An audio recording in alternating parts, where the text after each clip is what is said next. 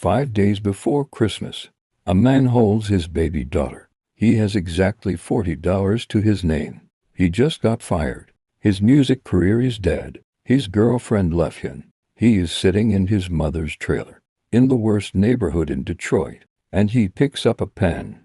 What he writes next will sell over 220 million records and make him the best-selling rapper in the history of music. But tonight, he is just a broke white kid that nobody believed in. This is that night. This is that story. October 17, 1972. St. Joseph, Missouri. A teenage girl named Debbie gives birth to a boy she names Marshall Bruce Mathers III. His father, Marshall Mathers Jr., will be gone within 18 months. He will spend the rest of his life writing letters to that man. Every single letter will come back, returned to sender. Marshall Mathers will fail 9th grade 3 times. He will be beaten so badly at school that he will suffer a cerebral hemorrhage and spend 5 days unconscious. He will watch his mother move in between Missouri and Michigan so many times that he will lose count of how many schools he attended. He will be one of the only white kids in an almost entirely black neighborhood, and he will be beaten for that too. He will work 60 hours a week, washing dishes and cooking food at a family restaurant for minimum wage, and then get fired 5 days before Christmas. He will attempt to take his own life. He will hold his newborn daughter with $40 in his pocket and no idea how to feed her tomorrow. And then he will become Eminem, the best-selling rapper in the history of music. 15 Grammy Awards, an Academy Award, over 220 million records sold worldwide. But none of that is the story. The story is what happened in between. The story is every moment between that trailer and that throne, every rejection, every eviction, every letter returned to sender, every night he chose to pick up the pen instead of giving up. That story is the reason you are here, because somewhere in it is yours.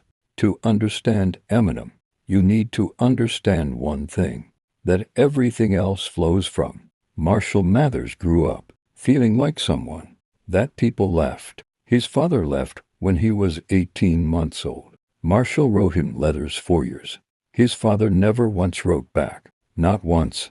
His mother, Debbie, who was herself only a teenager when Marshall was born, moved them back and forth between Kansas City and Detroit so many times that Marshall was constantly the new kid, the outsider, the one who didn't know anyone, the one who had to prove himself from scratch every time, in a new school, in a new neighborhood, with a new set of kids who had already decided who they were and who you weren't.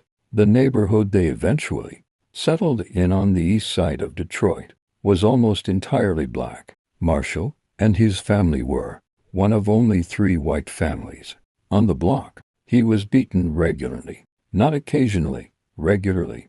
The worst incident happened during recess at school when a bully named D'Angelo Bailey beat him so severely that he lost consciousness. He was in and out of consciousness for 5 days. 5 days?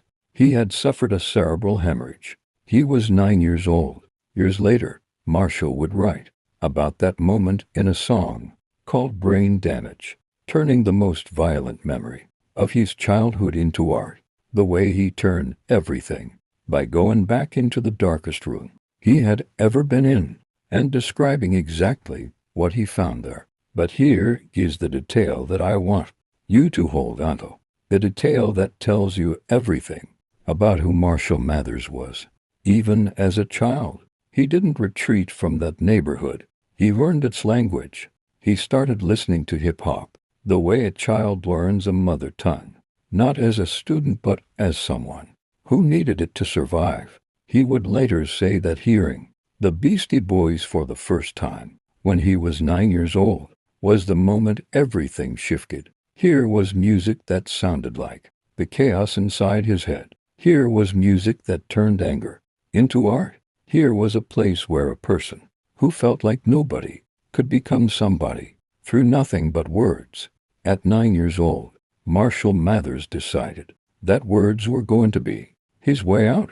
He just had no idea how long the road would be. Marshall Mathers failed ninth grade 3 times, not because he was unintelligent, because school, the structure of it, the schedules, the expectation that you arrive fresh and ready and emotionally stable, was not designed for a kid who moved every few months, who never knew where he would sleep, whose home was a war zone of instability and unpredictability. He dropped out of Lincoln High School at age 17, and he went to the only classroom that had ever actually taught him anything.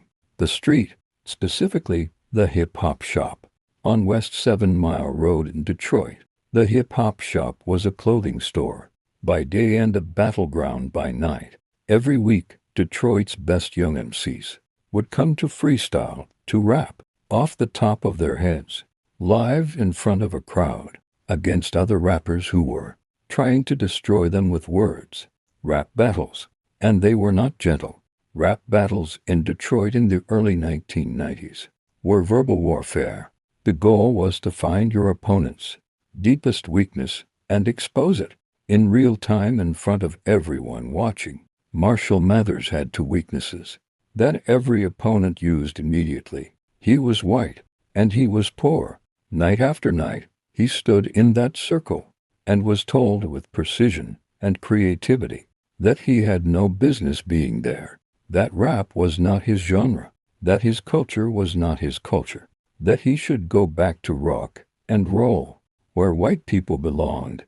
And night after night, he came back. Here is what most people never understand about those years. The hip-hop shop didn't just toughen Marshall. It builds his technical ability to a level that is almost scientifically remarkable.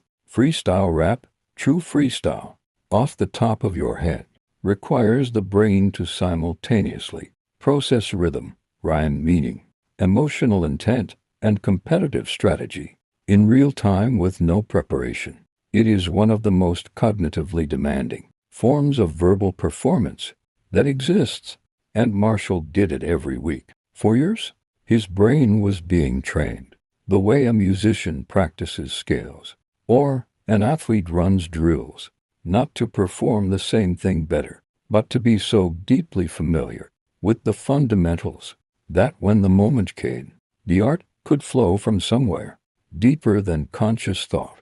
The white kid from the trailer was building something nobody could see yet.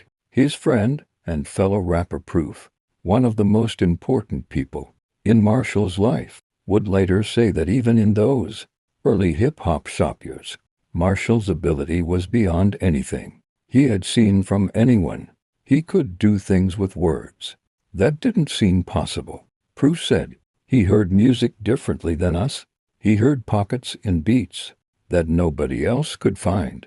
Detroit's hip-hop community, which had every reason to reject him, slowly, reluctantly, powerfully, began to respect him, not because he was white, in spite of it, because the work was undeniable. 1995. Marshall Mathers is 22 years old. His girlfriend Kim Scott gives birth to their daughter on Christmas Day. They name her Haley Jade. Marshall looks at this baby girl and feels something that neither his failing career nor his chaotic home had ever been able to give him. A reason, a clear, specific, non-negotiable reason to succeed. He starts working 60 hours a week at a family restaurant called Gilbert's Lodge in St. Clair Shores, cooking food and washing dishes for minimum wage. His manager would later describe him as a model employee. He was working 60 hours a week in a kitchen while writing music every spare moment he had. In the car, in the bathroom, on his breaks. He signed with a small local label called FBT Productions and recorded his first album. He called it Infinite. He pressed 1,000 copies. Infinite was Marshall's attempt to announce himself to the world as a serious rapper. He had poured everything into it, every technical skill he had built at the hip-hop shop, every emotional truth he had accumulated in 22 years of instability and loss. Detroit's radio stations gave it virtually no airplay. Critics who heard it said his style sounded too similar to other rappers.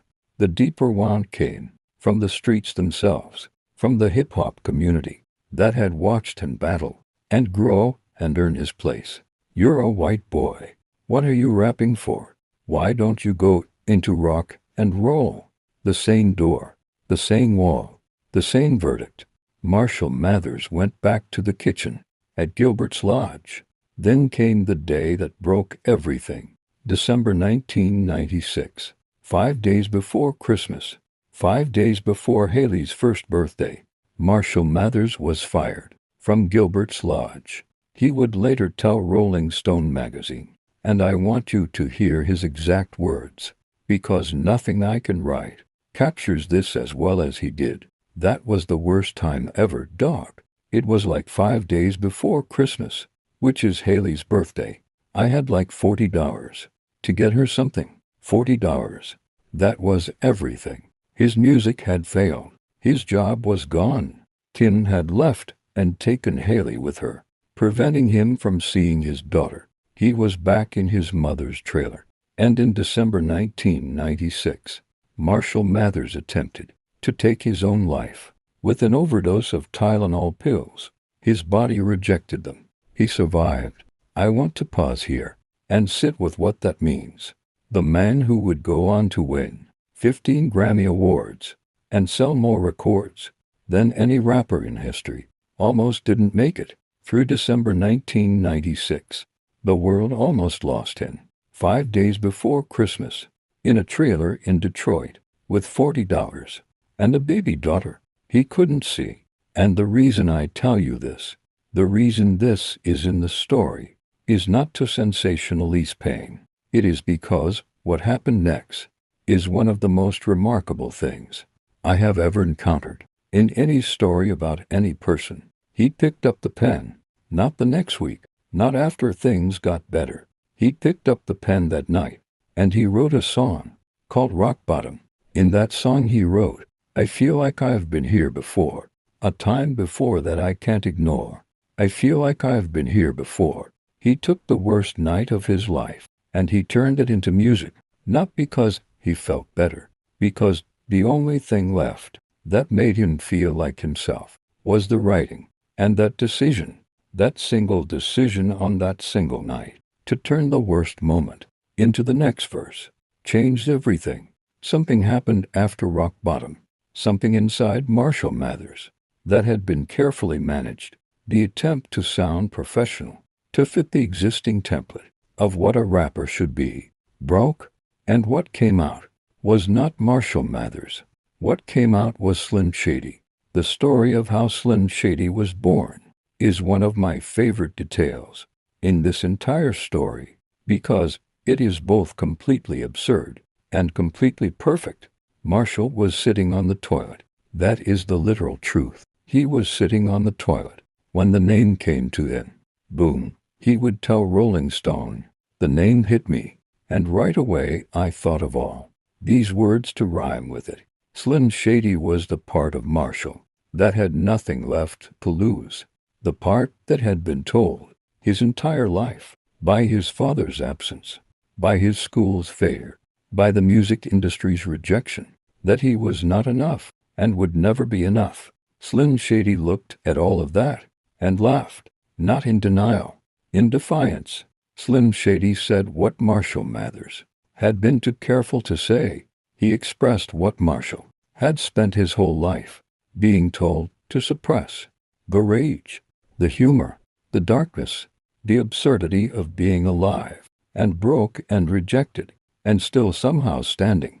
In the spring of 1997, living in his mother's mobile home with Kim and Haley, their house in the neighborhood had been burglarized multiple times, which is why they'd moved back. Marshall recorded the Slim Shady EP, 8 songs, raw, dangerous, unlike anything anyone had heard from a white rapper, not because he was trying to be shocking, because for the first time in his life, he wasn't trying to be anything accept exactly what he was. He entered the 1997 Rap Olympics in Los Angeles, a national freestyle battle competition that drew the best young rappers from across America. He had been evicted. He had no money to get there. He went anyway. He made it to the final round. He lost to a rapper called Otherwise by the narrowest of margins, second place. But someone in the audience, a staff member from Interscope Records, had seen what happened when Marshall Mathers freestyled. They took a copy of the Slim Shady EP to Interscope CEO Jimmy Iovine. Jimmy Iovine played the tape in his basement for a man named Dr. Dre. Dr. Dre is not a man who is easily impressed. He had produced NWA. He had launched Snoop Dogg. He had built the West Coast sound that defined an era of hip-hop. He had heard thousands of demo tapes. Later, he would describe the moment he heard the Slim Shady EP in Jimmy Iovine's basement with a clarity that tells you everything you need to know.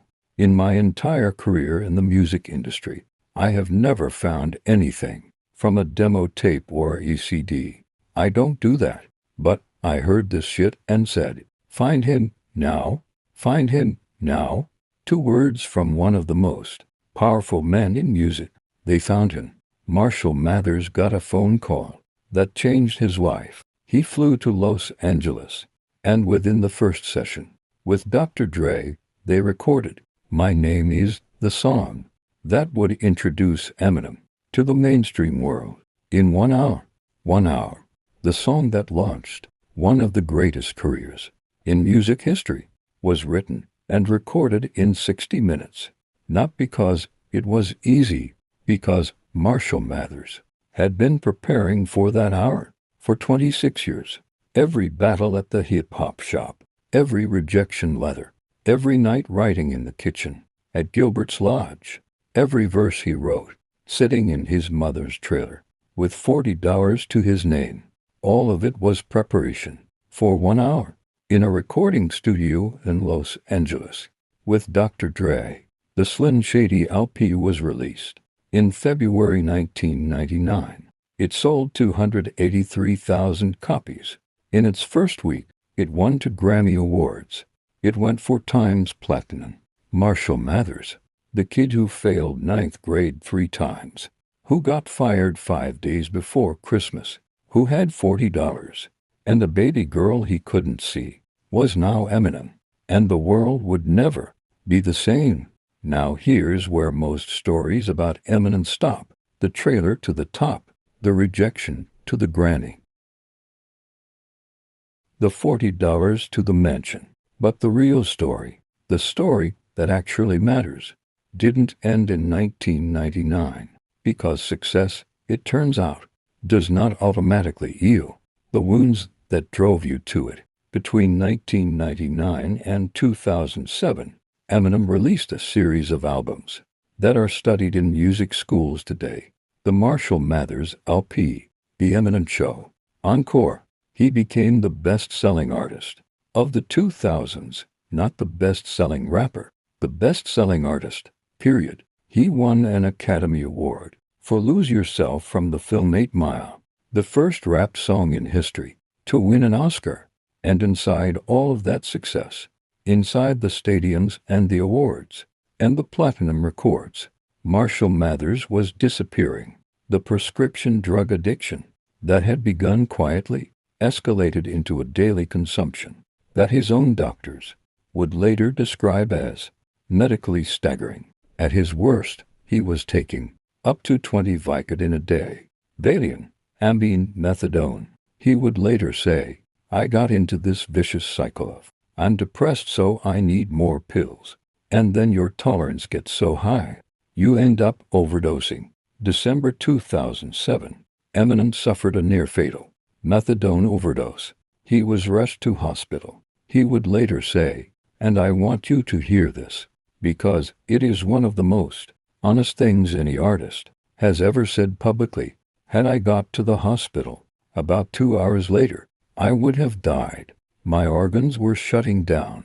My liver, kidneys, everything He survived. He woke up in a hospital bed with tubes in him.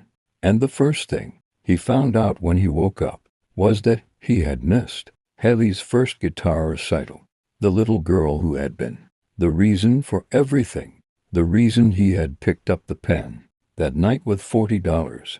The reason he had got in the car to Los Angeles with no money. The reason he had stood in front of Dr. Dre and rapped for his life. He had missed her recital because he was lying in a hospital bed with his organs shutting down. He would later say he was brought a video of the recital. I cried when I saw it because I was like, oh my God, I missed that. Do you want to miss everything? If you can't do it for yourself, then at least do it for them. April 2008, Marshall Mathers got sober. He has not touched drugs or alcohol since that day. He ran every morning. He rebuilt his body. He rebuilt his mind. He rebuilt his relationship with Haley and his family. And then he went back into the recording studio. In 2010, he released Recovery, an album about exactly what the title says. It became the best-selling album of 2010 worldwide, not in rap, in all of music, every genre, the most downloaded album, the most streamed album, the most purchased album worldwide. The man who had been 2 hours from death in a hospital bed in 2007 came back and made the best-selling album on earth. I want to tell you what I think the real lesson of Eminem's life is, because it is not what most people say. Most people say, work hard enough and you'll make it. Believe in yourself, and doors will open. That is true, but it is incomplete. The real lesson of Marshall Mathers is this. The first truth: your wound is not a disqualification. Every single thing the world used against Marshall Mathers, his race, his poverty, his education, his absent father, his unstable mother, his trailer, his neighborhood, became the raw material of his greatest work. The Marshall Mathers LP, one of the greatest albums in the history of recorded music, is a direct, unfiltered excavation of his wounds. He didn't heal before he created. He created from inside the world, and the world heard something in it that 220 million people recognized as true, because the most universal thing about human experience is not the success, it's the struggle. The second truth: the genre doesn't owe you anything. Eminem was told by people he respected, by audiences he was performing for, by an entire industry, that rap was not his genre, that his skin color was a disqualification, and his answer was not to argue about whether they were right. His answer was to be so undeniably good that the argument became irrelevant. He didn't ask the genre to accept him. He made the genre unable to ignore him. The third truth: rock bottom is not the end. Sometimes it's the beginning. The night Marshall Mathers sat in that trailer with $40 and wrote Rock Bottom, that was not the end of his story. That was the line where Slim Shady was born. That was the moment when he stopped trying to be what the industry wanted and started being what he actually was. Sometimes the thing that breaks you is breaking the version of you that was never going to make it anyway. The fourth truth: success without healing is borrowed time. Eminem had it all and almost lost everything because the wounds that drove him to the top were still there and treated, bleeding underneath the platinum records.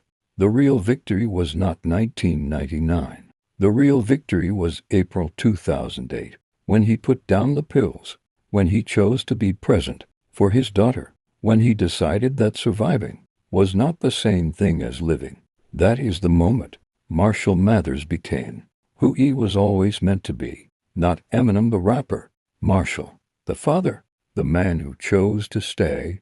So, let me ask you something. What is your $40? What is the moment in your life that felt like the lowest point? The moment where everything that was supposed to work didn't work, and you were sitting alone with almost nothing, wondering if any of it was ever going to change. Because here is what Marshall Mathers did with his $40. He didn't pretend it was fine. He didn't perform confidence. He didn't feel. He wrote rock bottom. He told the truth about exactly where he was, and in telling that truth, he found the voice that the entire world had been waiting to hear. Your lowest moment is not evidence that you won't make it. Your lowest moment is where your most honest voice lives. The version of you that the world needs to hear is not the polished, everything is fine version.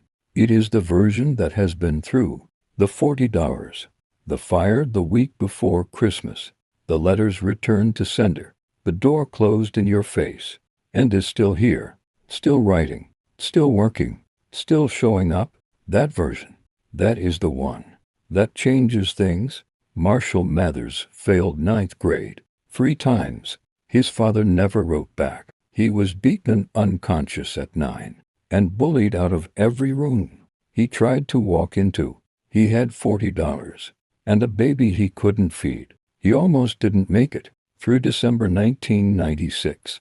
He almost didn't make it through December 2007. And he came back both times and made something the world had never heard before, not because he was fearless, because he was more committed to the music than he was afraid of the silence.